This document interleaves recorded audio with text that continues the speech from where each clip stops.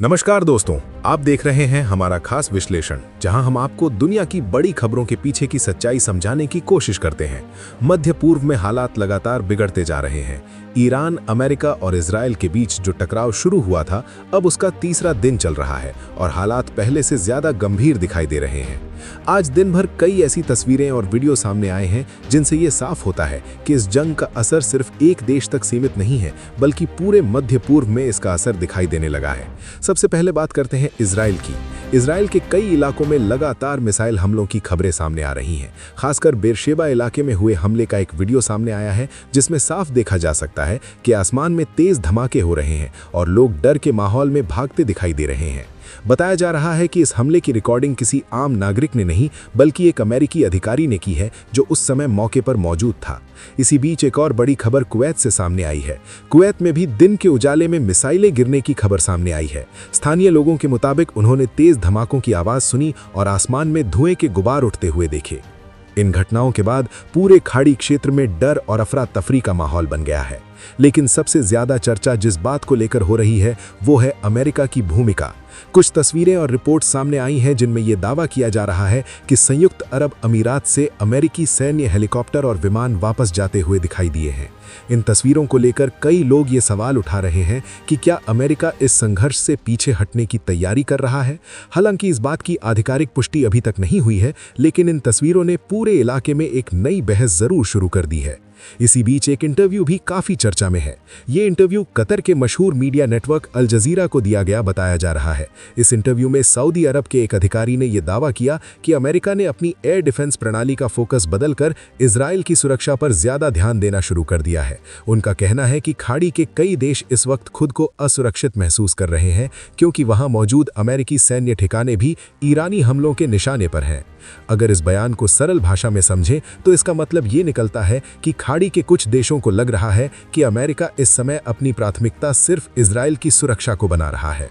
दूसरी तरफ ईरान ने भी साफ संकेत दिए हैं कि उसका निशाना सीधे अरब देशों पर नहीं, बल्कि उन जगहों पर है जहां अमेरिकी सैन्य मौजूदगी है। रिपोर्ट्स के मुताबिक ईरान का कहना है कि उसका संघर्ष अमेरिका की सैन्य ताकत से है, न कि खाड़ी देशों से। यही वजह है कि कुवैत, इराक, बहरीन और जॉर्डन जैसे देशों में मौजूद अमेरिकी सैन्य ठिकानों को लेकर लगातार तनाव की स्थिति बनी हुई है। इस पूरे संघर्ष के बीच एक और घटना ने सबको चौंका दिया। एक खबर सामने आई कि कुवैत में तैनात सुरक्षा बलों ने गलती से 3 अमेरिकी फाइटर जेट्स को मार गिराया। हालांकि इस खबर की भी आधिकारिक पुष्टि अलग अलग स्रोतों से अलग अलग तरीके से सामने आ रही है, लेकिन इससे ये जरूर पता चलता है कि पूरे क्षेत्र में इस समय भारी अफरा तफरी का माहौल है। डर और भ्रम की वजह से कई बार ऐसी घटनाएं भी हो सकती हैं जहां पहचान में गलती हो जाए। अब सवाल उठता है कि आखिर इस पूरे संघर्ष की जड़ क्या है। कई विशेषज्ञों का मानना है कि इस टकराव के पीछे सिर्फ राजनीतिक कारण नहीं, बल्कि आर्थिक और रणनीतिक कारण भी हैं।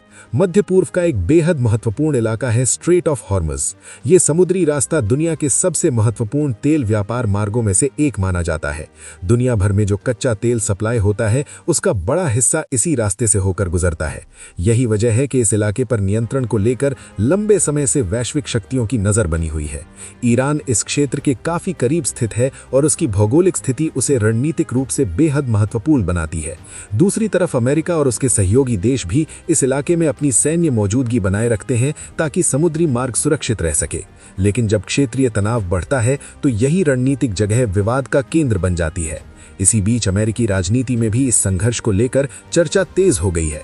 अमेरिका के पूर्व राष्ट्रपति डोनाल्ड ट्रंप की नीतियों और रणनीति को लेकर भी कई तरह की राय सामने आ रही हैं।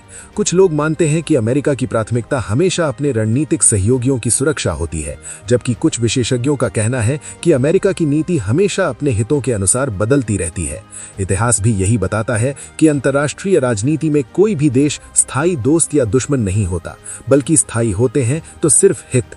इस पूरे घटनाक्रम के बीच एक और सवाल उठ रहा है कि अगर ये संघर्ष और ज्यादा बढ़ता है तो इसका असर पूरी दुनिया पर क्या होगा। विशेषज्ञों का कहना है कि अगर मध्य पूर्व में युद्ध का दायरा बढ़ता है तो इसका सीधा असर तेल की कीमतों पर पड़ेगा, और जब तेल महंगा होता है तो उसका असर दुनिया की लगभग हर अर्थव्यवस्था पर दिखाई देता है। इसीलिए पूरी दुनिया की नज़र इस समय इसी क्षेत्र पर टिकी हुई है। फिलहाल सबसे बड़ा सवाल यही है कि आने वाले दिनों में ये तनाव कम होगा या फिर ये संघर्ष और बड़ा रूप ले सकता है, क्योंकि अगर इस टकराव में और देश शामिल होते हैं तो हालात और ज्यादा गंभीर हो सकते हैं। हम लगातार स्थिति पर नजर बनाए हुए हैं और जैसे ही कोई नया अपडेट सामने आएगा हम आपको जरूर बताएंगे। आप इस पूरे मामले पर क्या सोचते हैं? क्या ये तनाव जल्द खत्म हो जाएगा या फिर आने वाले दिनों में हालात और बिगड़ सकते हैं? अपनी राय कमेंट में जरूर लिखिए। अगर आपको ये विश्लेषण जानकारीपूर्ण लगा हो तो वीडियो को लाइक और शेयर जरूर करें। धन्यवाद।